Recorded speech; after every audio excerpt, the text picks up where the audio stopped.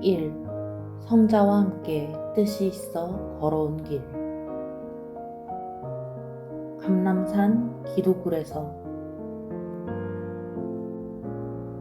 20대 시절 내 고향 산 너머로 가면 옛날에 금 캐느라고 깊이 파 들어간 굴이 있어 거기에 들어가 기도를 했다. 나만이 기도하고 성경을 공부하던 다리꼴 굴과 천덕굴이다.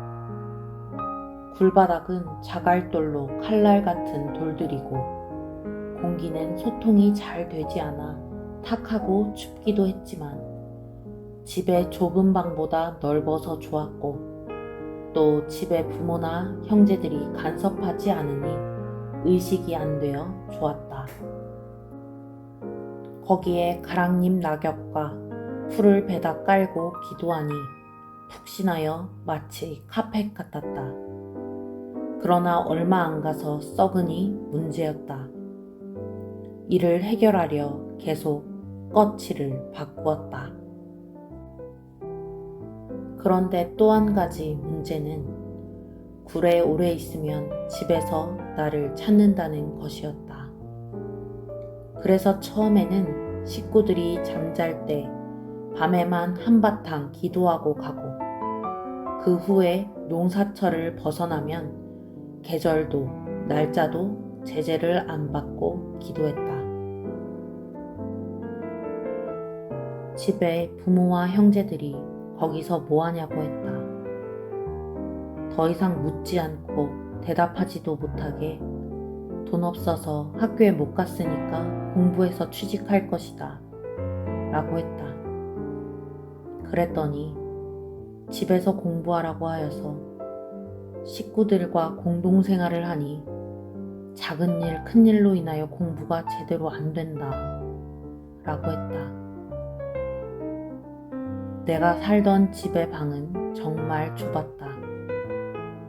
사방 7자 반쯤 되는데 농까지 놓고 7남매가 생활하니 누가 엎드려서 공부를 하거나 기도를 하면 좁아서 다른 누가 양보하고 서줘야 했다.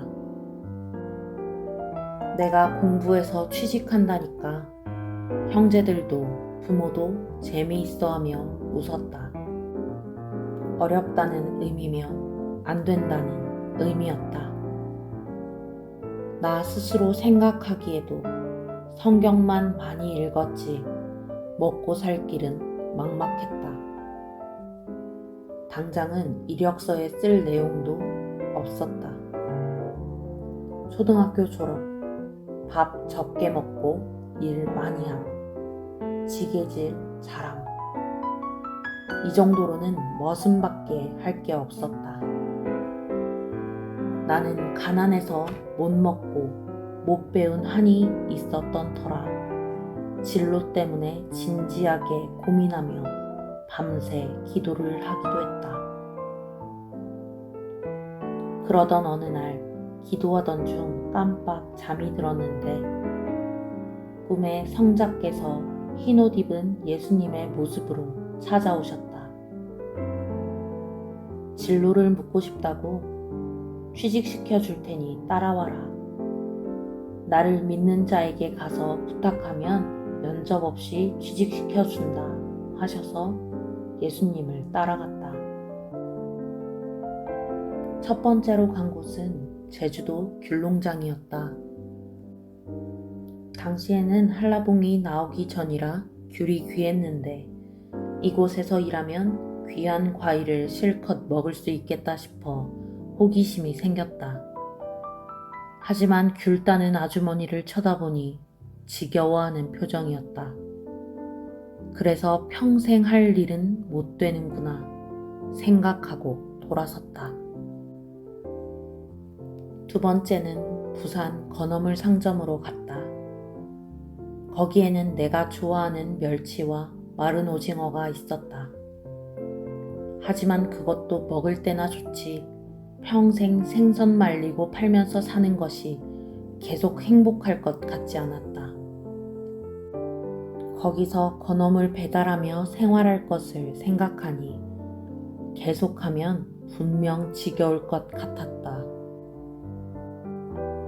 세 번째로 간 곳은 대전의 어느 학원이었다.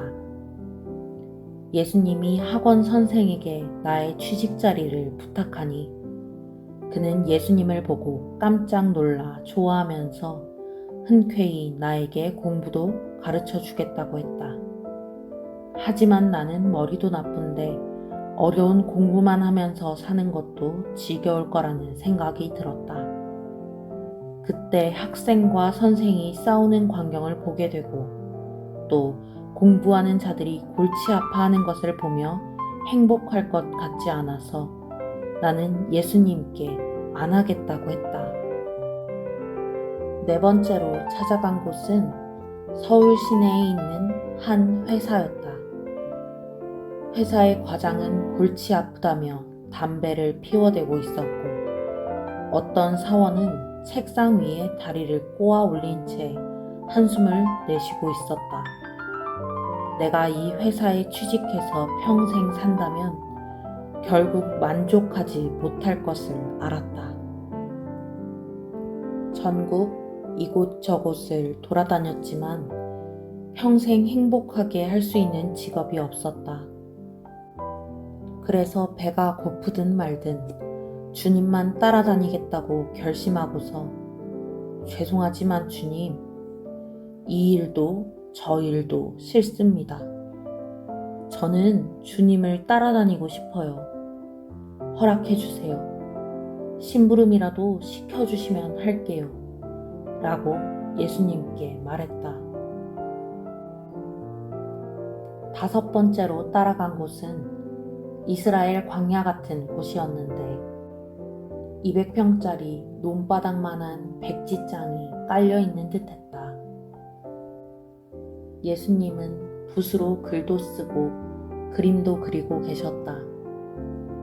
옆에 먹과 벼루가 놓여 있어 내가 먹을 갈아 드리겠다고 하니 먹은 이미 다 갈려 있으니 너도 나를 따라 그려라. 나와 같이 해봐.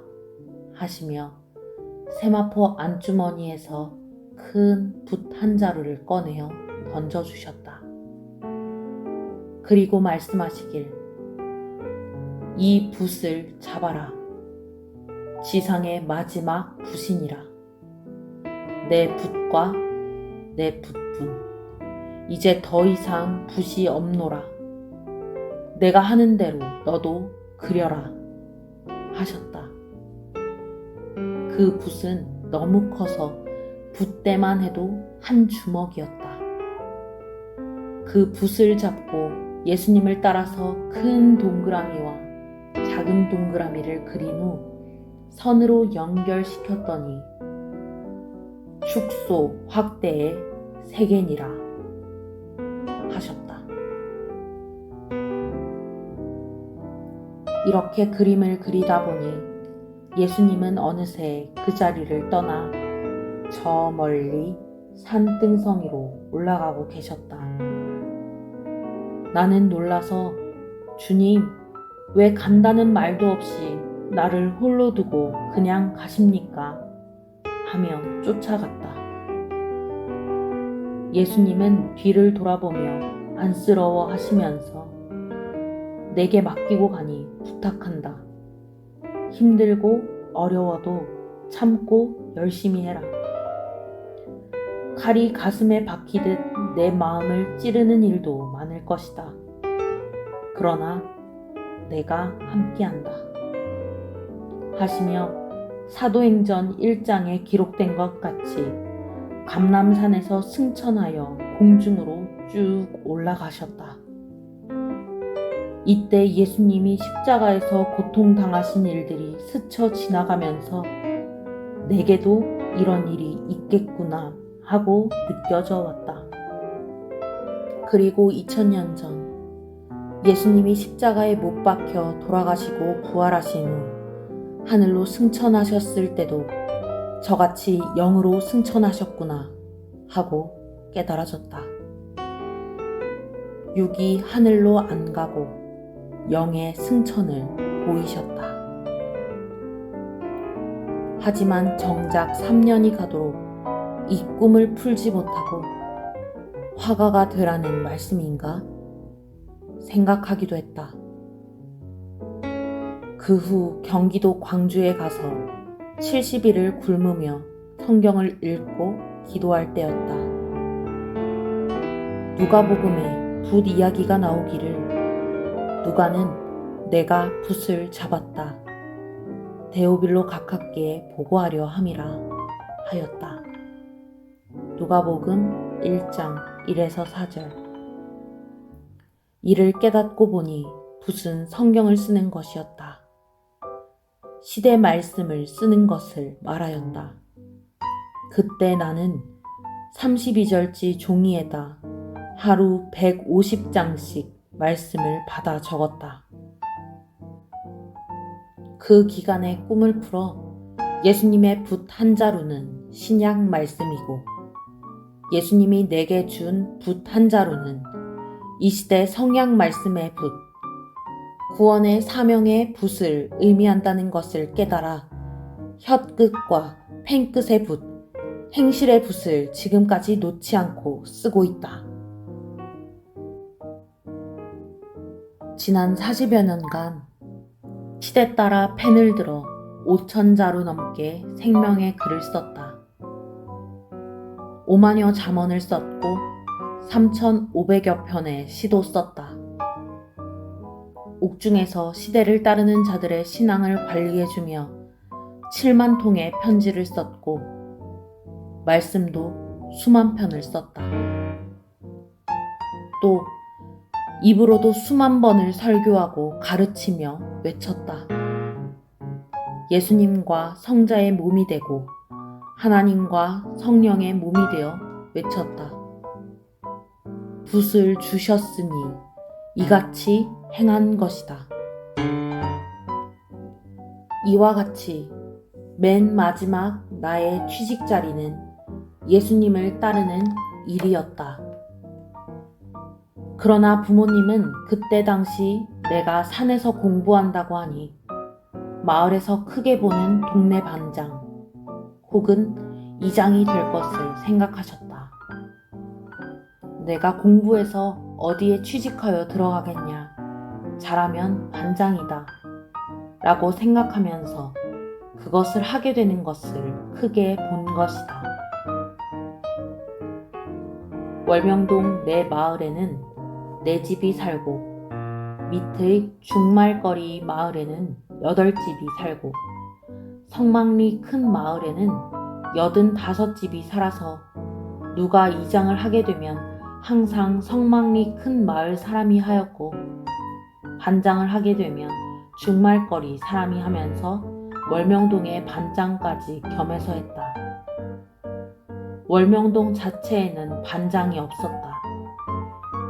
월명동에서 반장이 된다는 것은 하늘의 별 따기로 아주 어렵고 된다면 경사요, 명예요, 벼슬이었다. 고로 어머니는 밤매면서 너 반장이라도 하게 공부해봐 하셨다. 중말거리에서 다음 해에는 네가 한다면 하게 한다더라. 내게 귀뜸해 주더라 하셨다. 나는 솔직히 반장을 시켜도 하기 싫었다. 명예고 권세고 벼슬이고 서류를 봐야 하고 한문을 다 알아야 되니 골치였다. 서류를 생각하면 머리가 아팠다. 한문도 싫어했다. 내 이름만 한문으로 쓰지 우리 식구들인 부모님과 형제들 이름도 한문으로 못 썼다. 그래서 혹시 내 인생길 가는데 한문이 필요하면 어쩌지? 하고 만약을 위해 겨울 동안 900자 한문을 쓰고 읽고 배웠다. 그런데 특별히 못 써먹고 끝났다. 초등학교 때 한글은 너무 좋아해서 낱말을 500개씩 뽑아 풀이하며 재미있게 뜻을 알고 공부했다. 그런데 장문을 써라, 글짓기를 해라 하면 머리통을 잡고 막 흔들었다. 어떻게 쓸지 몰라서였다.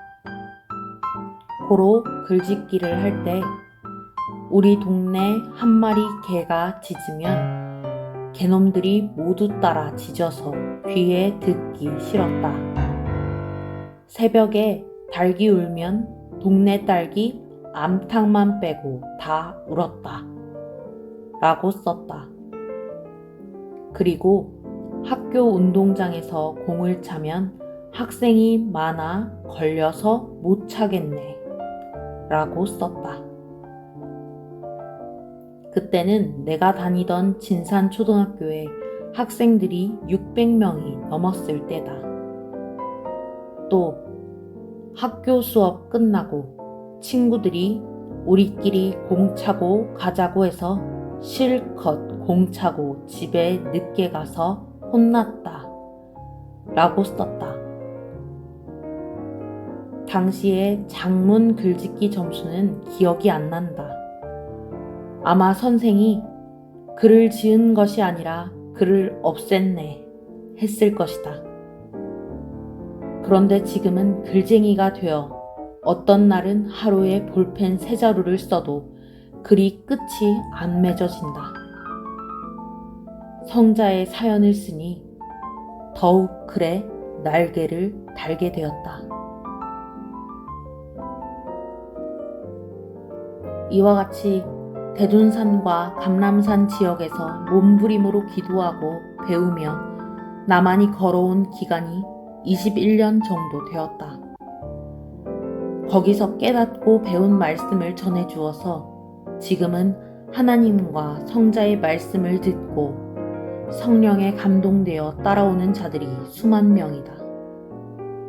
이 민족의 제자들뿐 아니라 세계 각 민족에서 찾아온 그 수만 명이 내 살던 고향과 기독교를 다녀 길이 번질번질 달았고 그 길은 결국 청중이 걸어오는 길이 되고 시대가 걸어오는 길이 되었다.